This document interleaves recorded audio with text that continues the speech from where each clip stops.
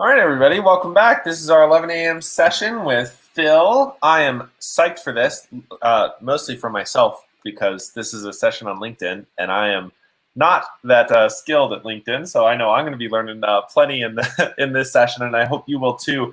Phil is a marketing and public relations consultant. He's founded a couple firms. He's been at this for a long time. I'm so excited for this session and for Phil's talk on leveraging LinkedIn for entrepreneurs. So, Phil, I'm going to just turn it over to you. And at any point, if you have questions or comments, please drop them in the comment boxes on our streams. We'll be happy to get them answered. So, Phil, take it away. Awesome. Thank you, Morgan. Really appreciate it. And hello to everyone.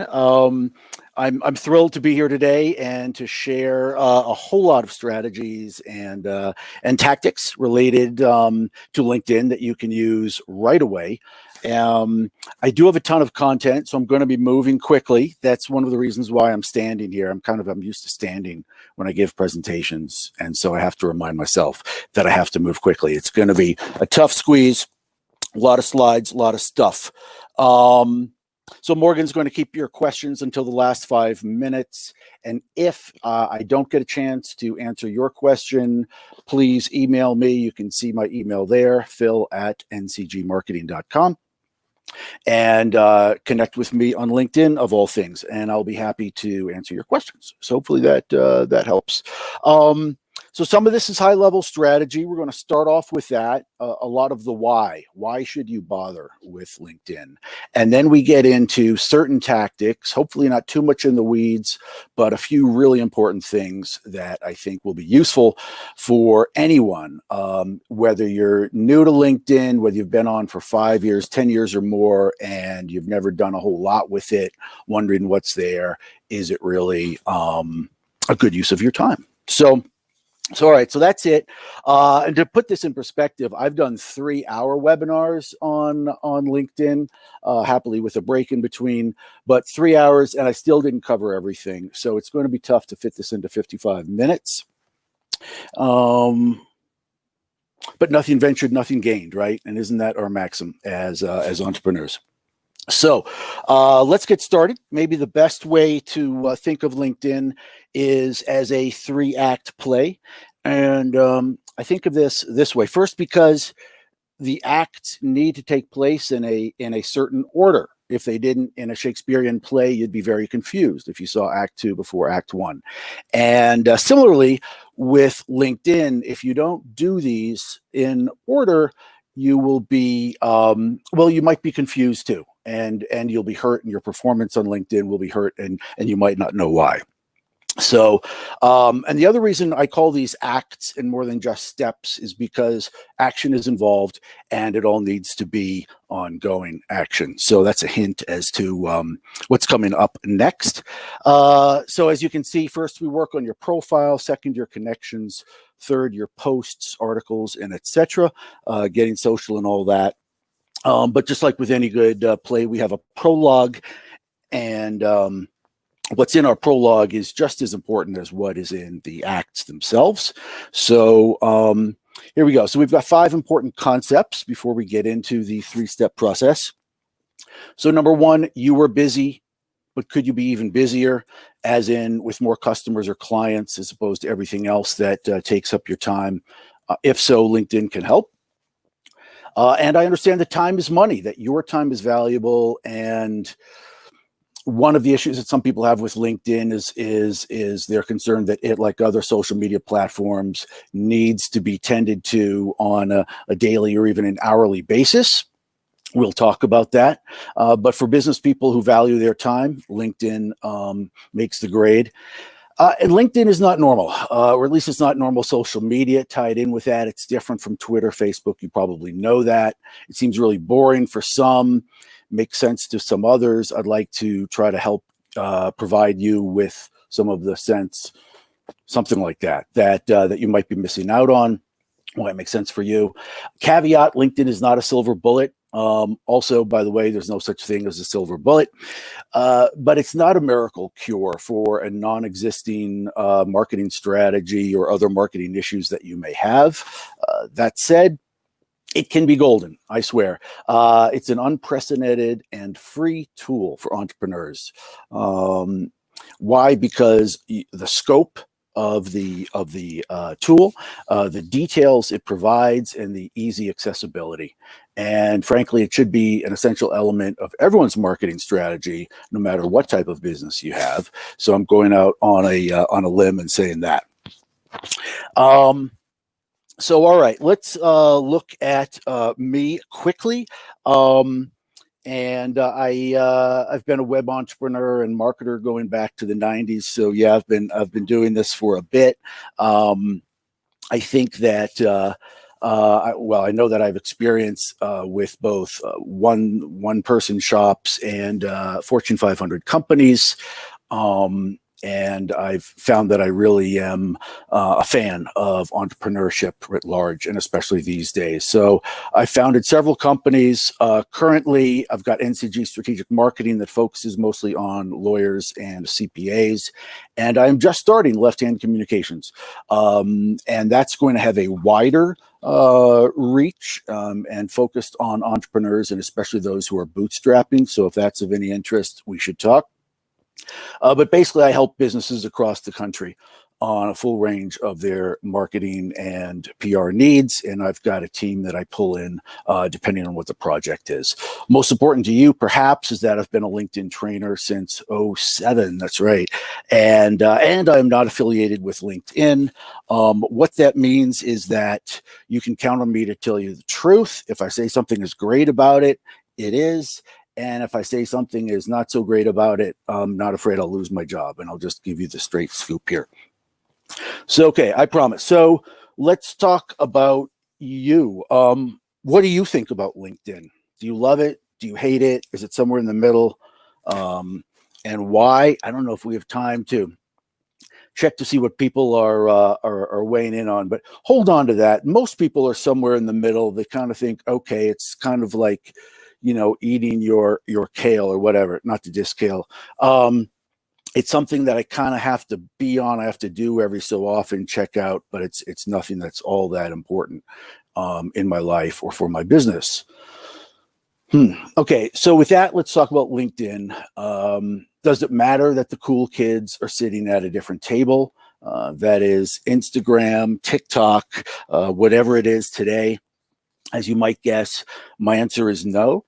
That doesn't mean that you can't also be on Instagram and TikTok, and not just for fun, but for your business, if that's something that that makes sense for your business. So that's what it all comes down to. And I just think that LinkedIn makes a lot of sense from the get-go. In other words, it's a foundation for you when, right now, when you have a pulse, and certainly when you're starting a business. So there's a lot of geek cred here, and I won't go through all these, the numbers, but basically LinkedIn has the best, the most affluent, the most educated folks, social media, on social media on that platform. The best demographics, if you will, if that kind of thing is useful for you. So depending on your business, again, there are other places you can go and that you'll want to go, but this is something that is very useful for most business people. Is it worth the time? Yeah. And let me give you 4 reasons. First, it's where what I call the potential VIPs can find and learn about you. So potential VIPs are those very important people specific to you. At this point, it might be investors, it might be bankers, potential business partners, could be clients for high ticket items, whatever it is. Excuse me. But you know about that because you've probably got a ton of invites, and we'll be talking about invites later. And you say, okay, they can find and learn about me. Whatever. But it's also, number 2, where you can find investors and potential partners and the rest. And that's something that a lot of folks, I think, don't think about. They don't think about going to LinkedIn and really using it as a competitive intelligence tool in some ways, just a good due diligence tool. Number 3, and it's not just where you can find out what someone's name and their position is and what company but it's really where you can discover a ton about them. You know, what's their background? Where did they work beforehand? Where did they go to school? What are their activities, volunteer groups, all that good stuff. I mean, it's pretty phenomenal when you look at that again, and it's all free. And it's how you can see into an organization, which is just a little bit different. Meaning, if you're trying to get into a certain company and you know someone there, well, who else is on that team? And do you know any of them? And who's the right person to talk to about X? And who might be able to make an introduction for me or to me? Who's the right person that you might know, the both of you? So, for example, here's that. So you can see here's someone in Denver, and we're not even connected on LinkedIn. You can see that we're second level, but you see under the highlights there circled, we have 42 mutual connections, and we're in 3 mutual groups. So that is a cornucopia of information and useful stuff right there, that if you wanted to drill down and see, okay, who are these 42 people and who can I talk to about this individual, and who can I get a sense of, you know, what she's like, if she'd be a good business partner, what have you. Okay. Just to repeat quickly, there are 675 million business people on LinkedIn monthly. There's a lot more than that, but those are monthly users. 90 million in the US. Now, some of them definitely want to do business with someone just like you.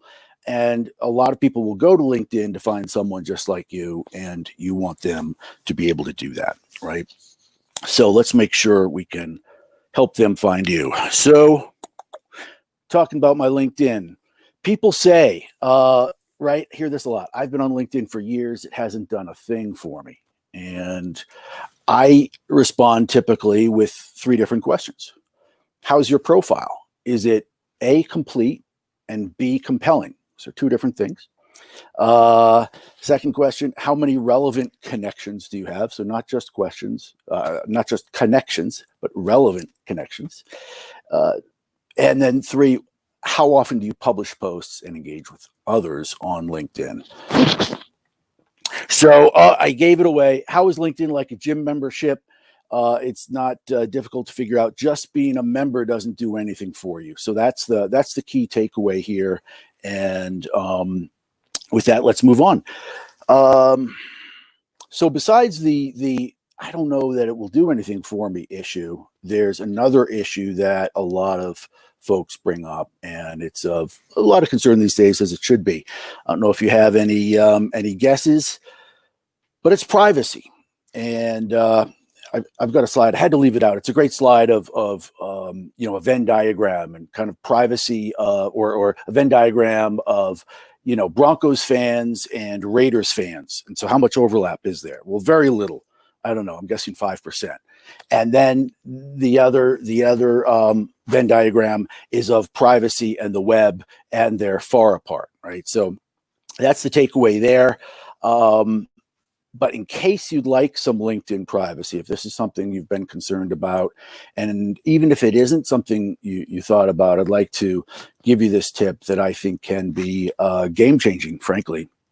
So I'm going to run through this quickly again, but what you do is you need to go into settings and privacy in this way. And then you go to how others see your LinkedIn activity. And then right below that, circled in red, is profile viewing options. And you can see in the circle on the right, change, I've got that in private mode. Okay, so what does that do for me? What it does is it allows me to be an anonymous LinkedIn member. And so you can see down at the bottom, private mode is circled in red. There are the 3 options that LinkedIn gives you. And by default, you're typically at the top option. So whenever you go to visit someone's profile, they get to see who it was, if they're, you know, tuned into LinkedIn and paying attention. And so that could be good, could be not good. The middle option is kind of a middle ground. It can throw in the name of an organization there. You see, for me, CU Boulder, Lead School of Business, they threw in there for me. So that's of some value, but not that much. And then private mode makes you anonymous. So hopefully that doesn't strike you as stalking. In a word, everyone does it. And I look at it as just, if you went to an old-fashioned library and found an old database about companies or this, that, the other, you would be looking through that database and they wouldn't know that you were looking at them. So, they're putting this out on LinkedIn. It's public information, but I also feel like you can go there. So either that works for you or it doesn't. But for some people, it's made a whole world of difference in how they approach LinkedIn, because now they feel that, rightly so, that they can go from one profile to another, really learn a lot about potential partners, competitors, everyone else, without letting those individuals know that they were there. They were knocking at their door. Okay, so all right, so let's check out the 3-act play now that we've got the prologue out of the way. And you'll see I've got the 3 steps here. 1, making your profile complete and compelling, growing your network strategically, and then post and reposting and the rest. Most importantly, you'll see that I've attached numbers to them. Now, those are my numbers, and reasonable people can disagree. But again, I feel that the complete and compelling profile is half the game on LinkedIn. And if you have that, you'll have that good foundation for making connections, for impressing people who happen to visit your site. And you will also be seen by more people because of what you've done to set up a complete and compelling profile. Then the next part, growing your network strategically, that's Act 2, because we want to wait not till we have every last piece of our profile in place, because it's an ongoing thing. But you want to have a good part of that in place if you're not in good shape now, before you really start building up your network in a strategic way. We'll talk about that. And then once you've got both of those things, that's when the post and the reposting can really play out, because you need to have more than 17 or 31 connections before enough people will see your posts and will be able to weigh in on them. Okay, and with that, let's go on. Act 1. So, okay, how important is your profile really? Again, I say very. I believe I'm right. And here's why. It's not just me. It's LinkedIn's metric that there are 7 elements of, in their world, in their algo, 100% complete profile. Why do you want a 100% complete profile? Because if you don't, your profile will be held back. It won't, by LinkedIn. It won't get the visibility that complete profiles get. You want that visibility. That's why you're on LinkedIn. So these 7 things, we'll go through them right now. Okay, so first is location and industry. And you can see that I've got Boulder, Colorado, no surprise, right there. And you will also see in the next slide how to tweak that. Now, some people, in case you change in industries, like you were, an X and now you're a Y, you want to be able to go back and change your industry. A lot of people don't think about that, and yet that can hurt you in LinkedIn land, because LinkedIn says, well, he's still an X, even though this part says Y. So there's kind of brand confusion there. What are you all about? So you click on the pencil, it opens up this window, and you want to make sure that you have the right industry there. And and also you've got the Boulder, Colorado there, or you can put, Denver metro area. I've used both. I would play with it yourself. I think generally the LinkedIn machine looks at, certain, the user, the searcher can say within 10 miles, within 50 miles, what have you. Boulder has its own community and its own brand. So there's some strength and some reasons to do that. And you won't miss out on the Denver audience, or the Denver visibility, but check that yourself, play with it, just like I recommend everything. Okay, number 2, profile photo. I suggest keeping it, business-y, also keeping it real. So keep it fairly recent. I used to have a rule. It was, have it within the last 10 years or 20 pounds. Come up with your own metric. You want people to recognize you when they meet you, post COVID, when they meet you at a cafe for a beer, and they don't want, anyway, you get what I'm saying. You should smile because, life is short and you want to make yourself approachable. Always a good thing. Make sure it's high res. You can see the numbers there. You want it to pop. And then cartoonized photos. That's what I'm using now. That's sort of my, that was my pre-COVID photo. That was from a couple years ago. So I've got a little bit longer here now. I cartoonized it for various reasons. I don't know if I'll keep it. Maybe I'll take a new photo if the hair gets longer and I keep that. But having fun with that, because you should be able to have fun on LinkedIn. I just don't recommend your Facebook photos of you at the beach, on LinkedIn.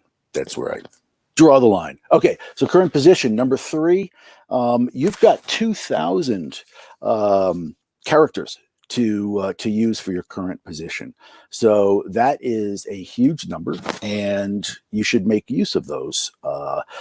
If not every character, because it is quite a bit. This isn't. I think that is most of mine. I don't know that I've used all of mine up there, but anyway, that's what LinkedIn just says. Have a current position. Say something about it. One sentence is good. Too many people just put one sentence or don't put anything at all. If you do that, you're missing out on the algo, which looks for your keywords, which, looks for, how serious is this person about what they're doing? How serious are they on LinkedIn? That plays into it too. So we'll get into that more in another minute or two. Again, these are LinkedIn's metrics. Have 2 previous positions at a minimum. Put your education, and have at least 3 skills. Okay, so that's again just to kind of hit their relatively low bar. So you want to be sure you have all of those. And then the final one doesn't deal with your profile, but does deal with connections. You can't get to 100% in their world unless you have at least 50 connections. And, I think that makes sense. We'll talk more about numbers later. I don't believe it is a numbers game, but you do need a certain number. And I say hundreds certainly of good, relevant connections before you can take advantage of all the rest of the people who are on LinkedIn. Okay. So then, quick pause. My additional 7-step process for a really complete and compelling profile is what we're going to be looking at here. So let's jump into that. So the headline, you have 120 characters. You can see mine is circled there. That's a lot of characters, right? That's a lot of words. And a lot of people just put their job title. You shouldn't do that because you're missing opportunities to make connections. Why are you missing opportunities? Because like a certain someone would say, this is like Fifth Avenue in New York City, right? It's hugely valuable real estate, your headline. So use it well. Don't just put, cobbler or even shoe cobbler or whatever. Throw in some words, some keywords that are meaningful to people, or describe what audiences you are looking to help out. Okay. Second, a compelling about section, aka the summary. 2,000 characters there. So it's not just what you do, it's your story. Now, this is an optional piece, and so a lot of people don't fill it out, unfortunately, because then when someone comes to your LinkedIn page, they just go for from your name and headline, job title, and they jump down into your current job and whatever you've said about that. So this is storytelling, right? You have a story. If you're old enough to be on LinkedIn, you have a story, probably several. Best of all worlds. Who are you? How did you get here? And tip of the hat to Morgan, who has done an amazing job with his about section. And so I wanted to show that off. You guys should check it out, connect with him. See that he has put it in the first person. He's put it in an informal way, and it makes it fun to read. And at the end, he tells you how he likes to spend his free time. That's kind of cool and very different from most LinkedIn summaries, even if they include them. Okay. And then finally, using both text and bullet points can be useful because some people just don't like reading text, but bullet points, boom, their eyes go down there and they'll read them in a GIF. So you need to be aware of different types of folks. Again, detailed job descriptions. Again, 2,000 characters available for each job. That's about 350 words. I recommend using lettercount.com for testing the exact length. Doesn't mean you have to hit, 1,998, but you want to tell a story about what you do, what you've accomplished. Okay. Does it have to be in first person? Not as important as the summary, but if you're a first person, I would say use it. Throw it in the first person. It's a lot more fun to read. Don't use resume speak as much as possible. Don't do that on LinkedIn. Okay, so jumping ahead, 4 strategic keywords are, yes, they're key. So what do you do? Whom do you serve? One way that LinkedIn's algo is different from Google's. Google's is, I hate to say it, but a bit or a lot more sophisticated. So Google, a fair number of years ago, right, soon after they started, said, hey, in terms of websites, all these repetitive keywords, they're meaningless, and in fact, we're going to kind of trash this website. Some of you may remember that because this is a spammy website. Nobody talks like this. So you can use your keywords more than once. Don't be afraid to use them. You see at the bottom, synonyms are good. They're also useful, helpful, valuable. See what I did there? But you want to use the right keywords, and the right keywords aren't necessarily what you and your buddies at work use. It's what your customers use to describe you and what you do and what they want, right? As critical in LinkedIn as in Google, because that's what people will search for. And again, you want to focus on using those long tail keywords. What are those? We heard a bit about that, I think, earlier. But the essence of it is a short tail keyword to describe yourself is, 1 word, 2 words. I'm a business owner. I'm a consultant. I'm a trainer. Okay, that tells me next to nothing, right? And am I going to search on business owner when I'm searching? No, I'm not. Am I going to search on consultant? No, but I might search on computer consultant, right? But chances are, so then we get up to so, then good keywords, data security. I have an issue with my small business, data security. And so that's what I'm likely going to put into Google, into LinkedIn.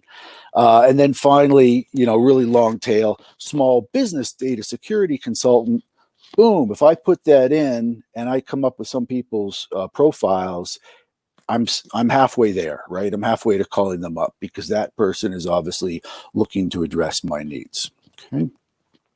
Also, helpful contact info. Helpful means as helpful as you want to be, and I would suggest that being a business person, you want to be helpful and you want to be reached. Now, a lot of people are afraid of getting spammed. Don't be afraid of that. You want the phone to ring, and so yes, there has to be a little bad with the good. And if the good is you're out there on LinkedIn, that's great. Don't make people search to try to contact you because often they won't. There's too many other fish in the sea. So if you want to get a special email address, say just for LinkedIn, could be phillinkedin@gmail.com. And then it's just that. Probably best that it's some type of Gmail address and not your work address, so that you don't get spam there. Also, throw in your Twitter, throw your street address in there because that gives people some sense of you're real, right? Okay. Have to keep moving. Interesting, meaningful background image. So you don't want to be the guy at the top. I don't know if you want to be the guy at the bottom, but you want to follow that model, right? So what's that model? You want to have a profile picture. Obviously, we've talked about that. And you want to have a nice background image. And too many people, I think the background image is just fluff, or they don't know how to do it, or whatever it is. Don't be that person. Okay, it is a bit challenging. It's a 4-to-1 aspect ratio, but you know what? That works really good, really well here in Colorado because we have mountain ranges. And, you know, for me, I mean, you can use whatever. It can be a long shot of your office or your team at work. You can put your new book up there if you like. I would recommend, depending on your business, not being overly cheesy and not being overly busy too. I see some people who just throw everything into their background image, and I just want to run the other way. You kind of get a sense of what they're all about. So do that. The numbers are there. Customize LinkedIn URL. Another thing that more people are getting on board with, but there's still a lot of folks who don't. So we see Randy Peterson up top, and he's Randy Peterson 83911, a couple dashes in there. So it's these random characters that LinkedIn throws in. That's the default. Here's the thing: you have one chance, in your life to change your customized LinkedIn URL. So do it right. We see veteran Mike here, there in the middle. So he's obviously proud of being a veteran, and that's cool. And that's what he will forever be known as on LinkedIn. I would suggest not doing real estate agent Mike, just because, hey, who knows what the real estate business is going to be like in a few years, and you might find yourself, selling pizzas, and then, but for the rest of your life, you're going to be, real estate agent Mike. So don't do that.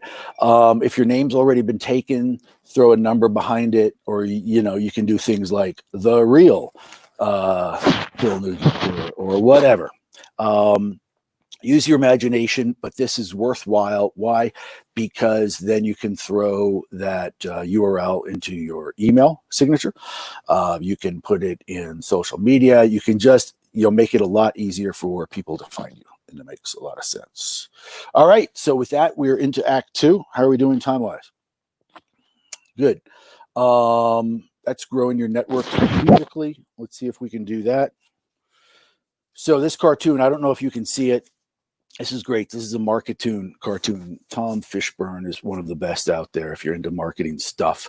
Anyway, this random guy on the street says to someone passing by, "Since you are a person I trust, I wanted to invite you to join my network on LinkedIn." Okay, that's the problem with LinkedIn. There's way too much of that. So I have 2 questions. Are you connecting with the right people, not just people? And are you connecting with enough of them, enough of the right people? And I'm suggesting probably not on both cases.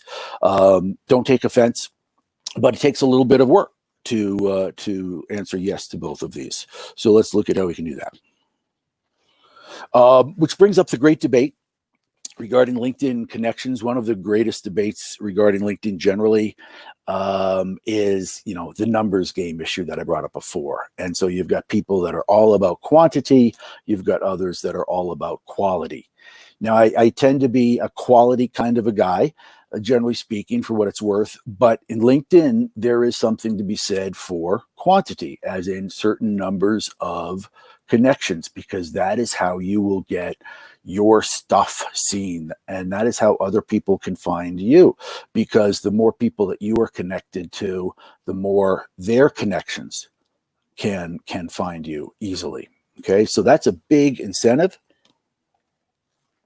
As we see, the pro on the left side, you'll make it into a lot more searches. On the other side, all quality is that 31 figure again. If you have to have gone to school with this person and road crew with them, and you both served in student government, and that's your bar, there aren't going to be that many people that are going to reach that bar. And I would say that's a good bar maybe for inviting to cocktails in your backyard, perhaps, but not for LinkedIn, because LinkedIn is all about expanding your network. And so you do want to reach out and accept invitations from people that you don't necessarily know. We'll go into that in a bit. The con on the quantity side is it won't matter if you have 20,000 connections if none of them are meaningful. They're all in other countries. You don't do anything international. they're all in X, Y, and Z industries, and you're in A, whatever it is. So I think we've gotten taken care of this slide pretty much. Basically, the takeaway on each, my metaphor is all quantity is you've invited the entire world to party at your house. Excuse me, that's not good. On the all quality side, it's you bought a new BMW, but you can't drive it out of your neighborhood. I don't know. Does that metaphor work? Anyway, that would seem frustrating, but for some people, I think that's why LinkedIn is frustrating. So even if you have more than 31, if you have 79 or 130, it might not quite be there. All right, need to move on. So what's the answer? Well, it is balance. It's a balance between the two. One of my favorite words, and it's true in all things. So I would suggest, go outside your comfort zone, depending where you are, to try to find the right balance, like this guy. Okay, which leads us into invites. What don't you know about invites? Maybe more than you think. Seems simple, right? So here's this little rubric I came up with. Tell me what you think. This is to help you decide. This is like one of the top 3 questions I get about LinkedIn. How do I decide what invitations to accept, right? And I've had clients have gone in and they've had dozens and dozens, more than 100 invites that they didn't know what to do with. So here's something. Use this however you like. It kind of works for me, I'd say. Is it suggesting, can you get to 3 points, or can the individual who's reached out to you on LinkedIn get to 3 points? So if you know them, I say ding, ding, ding. That's an automatic yes, because I haven't turned anyone down on LinkedIn that I've known. That seems kind of rude. I actually have turned some people down for Facebook, because to me, Facebook is more personal than LinkedIn. LinkedIn is you to the outside world. So you're not showing your, pictures of your darling daughter or anything like that, hopefully on LinkedIn, or hopefully not too much at least. Okay, all the way at the bottom, you see in red, this is an obvious no. Is it from a fake account? Sometimes it's hard to tell. The fake accounts are getting better, but look again for a complete profile. Does everything add up? Are there endorsements, recommendations? Typically, the fake accounts do not have those, but you want to be connecting with real people, because the bots and the rest don't do you any good. Okay, they'll never like your stuff, and they'll never give you business, and they'll never refer you to someone else. So then moving up from the red, you see, do they have many contacts? 300, 400 to 500 plus. If so, that's worth a point. That's not 3, but then it's okay. Maybe that's something to keep in mind. Might they have useful contacts? That's worth at least another point. How do you judge that? Well, what field are they in? What field do they say if they're in? Are they in your geography? That's another point. So that could be 3 right there. And then you go on up, and you see if they're connected to someone that probably that'll give them 2 points in my book. Do they write a personalized note? We'll get into that in a sec. I put a lot of value on that. Even something there is worth something that says they're trying. Okay, let's move on. So now we want to talk about, should you send invites? The answer, of course, is absolutely. You don't want to be just depending on what's called the kindness of strangers to be setting up your network. Because if you never send invites out, then that's what you're doing. And that's kind of like, again, having the guy across the world decide on whether, on who should be invited to your dinner party. Don't do that. So you want your network to be relevant to you. Don't be shy. You've got a ton of lifetime invitations, as you can see. I do the math, how many people you can invite a week for how many years before you get rid of them. So don't be worried about that. And if you're a good LinkedIn citizen, you can always ask for more and they'll give you more. Not another 5,000, but they'll parcel them out. In terms of invites, some will be ignored, some will be forgotten. A lot of folks that are not active on LinkedIn might miss them entirely. Don't feel bad. Don't take it personally. Keep going. And remember, this is marketing and sales, right? This is networking. So you need to reach out a little bit. Don't be afraid. And I'd say, start close to home with current colleagues, former bosses, alums. All right. Also, number 3, don't send the generic invite. You've seen this, right? Just like the guy in the cartoon. I'd like to add you to my professional network. So that's always unimpressive. And if it's the guy in the next office or a good friend, then maybe you can forgive it. But generally speaking, if it was a week or 2 weeks ago and you just met them, just send a quick reminder. Hey, met you at that conference and wanted to connect on LinkedIn. Boom. The other thing that should help you is, or help convince you that they're worth doing, is that personalized invites have a much higher acceptance rate per LinkedIn. So believe it. It doesn't take much. You only have 300 characters. That's never enough in my book. So you can keep it short, but say something meaningful. Okay, and real quickly, the mobile app invites are tricky. Shame on LinkedIn here. You see over on the left the connect button in the middle, but I have an X on that, a red X, because if you do that, it just sends it off.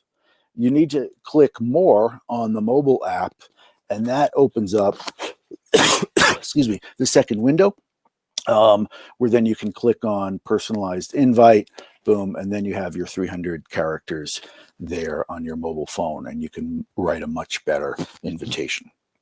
Okay, so we're up to Act 3. How are we doing on time?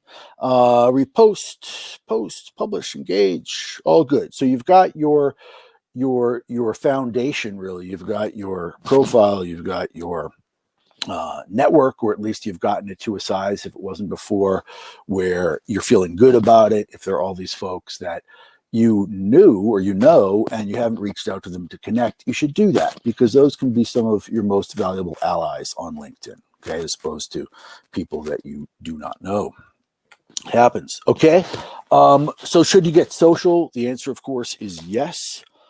And so just a couple of tips on how to do that. Take note of your notifications. And I would say, I recommend people, if they're not used to getting on LinkedIn a whole lot, try it 3 days a week. If you're not getting on at all, Monday, Wednesday, Friday, whatever, Monday, Wednesday, and Saturday morning. And you can kind of go through, and just like Facebook, you can check out what a lot of people are doing. You can wish them a happy birthday. You can, more importantly, read what they're saying. You can read their shared posts and the rest. And the one thing that I'll say about this, as opposed to Facebook, is when you're doing this, you should think of it as business development, right? As marketing and sales, because that is what it is. So don't be a snob, and, just get into it and be a good citizen. These are, after all, people that you have chosen to connect with. All right. So sharing posts, photos, and videos, that's how you do it. See here, some mighty big screenshots. You just start a post. Some people find this useful. So, and again, you see anyone circled at the top. Yes. Again, that's the idea of LinkedIn. Don't just keep it even within your network, even if you have several hundred people in your network. Why would you do that? You want other people outside your network to share it, right? Because you're not sharing ostensibly things so personal that you wouldn't want the world to see. Hey, these are our new offices, right? Hey, this is a photo of the team at the company picnic. That's good stuff.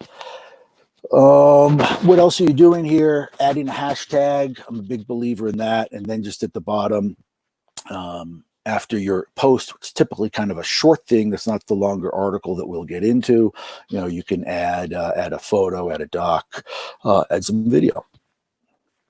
Excuse me. And then publishing articles. So thought leadership, always a good thing. And this is thought leadership through your longer pieces.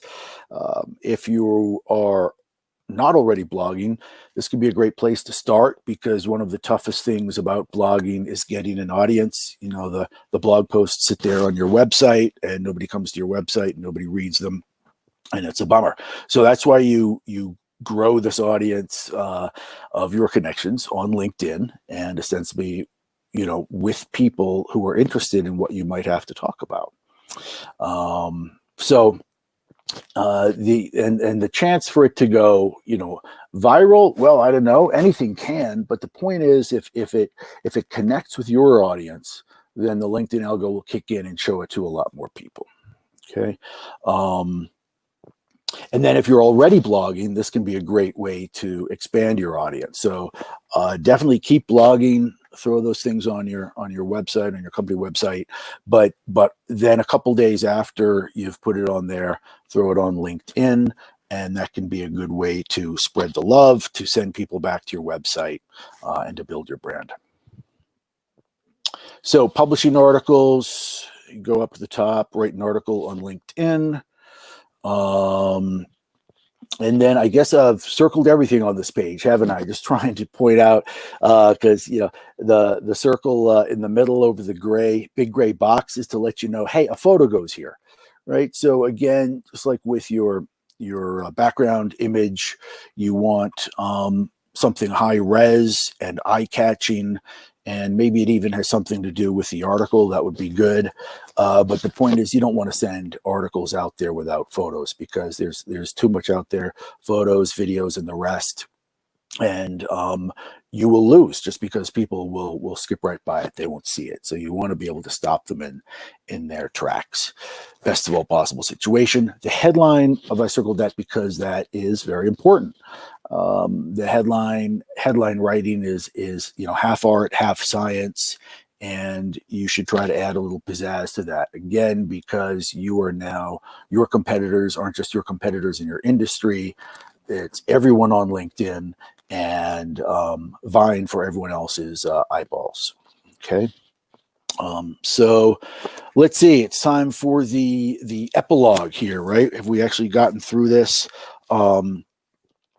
So going mobile, yes, it's apptastic. LinkedIn Premium, we'll look at that. Is it worth it? LinkedIn groups, LinkedIn company pages, live video, and an offer you cannot, or at least shouldn't, refuse. Let's look at these. So if you're not using the mobile app, do it.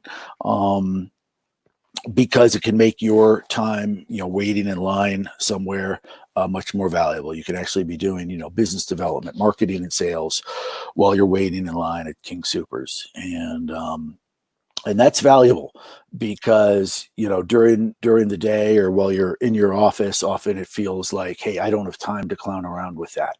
But if you make LinkedIn part of your ritual, like Facebook or Twitter, if that's part of yours, then you make the circle of those when you have a few minutes, and you can be a lot more engaged with the app that way.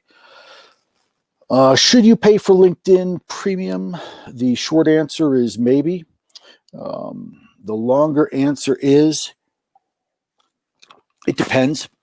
Most people don't, of course, pay for LinkedIn.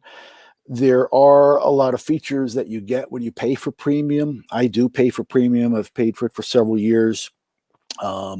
So what am I doing? Premium business, $60 a month. Premium career, half the price, but that's geared really just for job seekers. And then Navigator Pro ratchets it up from premium business more. And so it tries to be more of kind of a CRM tool.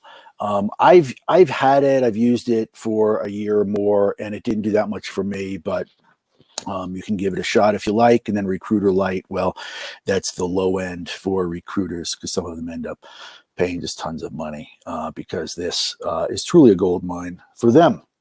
Which reminds me, I did want to say that I'm guessing everyone on here is an entrepreneur or a wantrepreneur or somewhere in the middle, whatever that might be. But these are tough times, and if it turns out that you need to look for a job, everything that I've told you here today basically works. And so take LinkedIn seriously. It's obviously where many of you know where LinkedIn got its start, was as a for people looking for jobs, and recruiters jumped on it, and it kind of got that reputation. It's been stuck there to a certain extent ever since, although the last few years it's been making good headway in saying, hey, this can be really useful for your personal brand building. But everything I've told you about, it's just your audience will change. If you're no longer working for company X and you're looking for a job, then you're going to be, who's your target market? It's recruiters, it's hiring managers, and you just go with that. But everything Everything else is the same. Again, premium features is a lot of things. You can look through that. We don't have time to go through all of them here. InMails are kind of cool because they go directly into the person's mailbox as opposed to sitting there on LinkedIn. And you get to see everyone who's viewed your profile. So that can be that's kind of the flip cousin, and you get to see that the last 60 days, I think, of people that have visited your profile as opposed to just the last 5 or so. And unlimited people browsing is a big one if you use the tool as I do for competitive intelligence writ largely. Then because if you don't do that, LinkedIn will call you off at the end of the night if you've been hitting up too many profiles. Okay, what else is there? I have not attacked LinkedIn groups or company pages. I will now, and I'll attack them by saying, there's not a whole lot of value in there, unfortunately. I used to be a big advocate of LinkedIn groups, and I used to think there was a lot of potential in company pages. But LinkedIn groups a few years ago basically got robbed by Facebook, and Facebook groups are just much more engaging and tend to be a whole lot less spammy, and LinkedIn hasn't been able to catch up. So I don't know what's going to come from that, but I wouldn't put your focus on that. LinkedIn company pages, that's something that's worth more of your time, but again, with a caveat. As you can see, more than 90% of LinkedIn activity is with people, is with personal profiles and not the company pages on LinkedIn. I mean, again, networking is person to person. It's not person to company. And so a company page is kind of hard to engage with. And that's what LinkedIn is looking like or is looking for. That said, the top bullet point under LinkedIn company pages is, hey, it can be worth doing for the additional online presence. If you have a larger company and have the resources to post there, great. In addition to your executives' personal profiles that I think always should be used, companies should use LinkedIn as a group effort. That's a whole nother subject, but there can be some value there, but typically with people because it's people to people. Finally, live video. It's it's Gary V. It's a lot of folks are rocking it with live video. Give it a shot because it's at the top of LinkedIn's algo, meaning they are promoting that. You do whatever you do, C-grade video on LinkedIn. Not that I recommend that, but that would get promoted by LinkedIn a whole lot more than an A+, 1,200 word essay that you wrote. So LinkedIn is obviously feeling the heat from Facebook, has for some years, is trying to engage more. I kind of don't like that it's getting more like Facebook. You may have seen the news. What was it? Nearly 1,000 LinkedIn folks are going to be laid off. Just came down this morning. So they're hurting, but hopefully not for too long. They've got Microsoft behind them, so they've got deep pockets. Let's see, what else do we have? Well, if you need a hand, I got you. So I am offering this in. These are tough times, as I've said. So I am offering a $0 offer, $0 for a 20-minute personal LinkedIn audit of your profile. So just send me an invite on LinkedIn. You can email me at phil@ncgmarketing.com. Throw in their LSW offer. I'm only offering this through the end of July because if this gets out there to the whole world, this video, then I will be swamped. But for those of you on this call or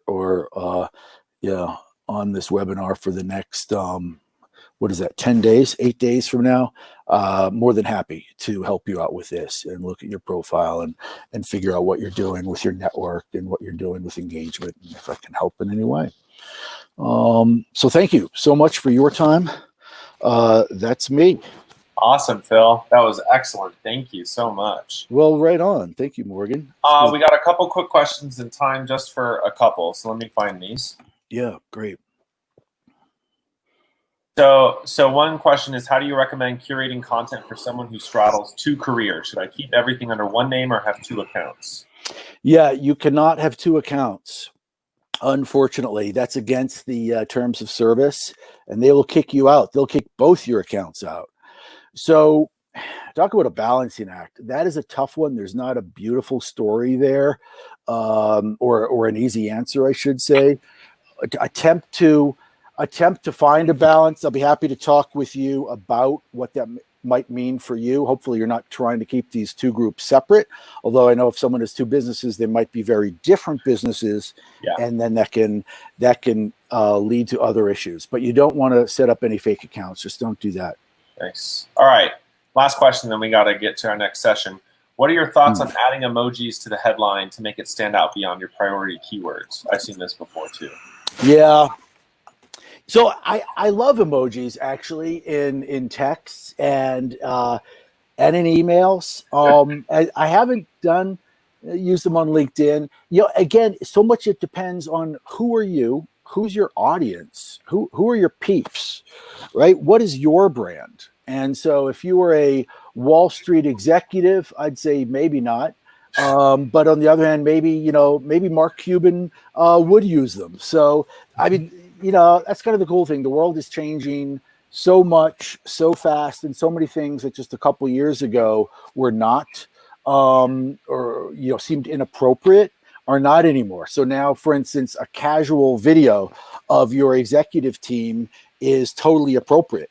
Whereas just a few years ago, I was recommending, well, you want to get, a nice video crew in here, right? So try it. That's kind of my thing. Try it if you feel like it fits in with your brand and with the people that you're trying to reach, and it may really work.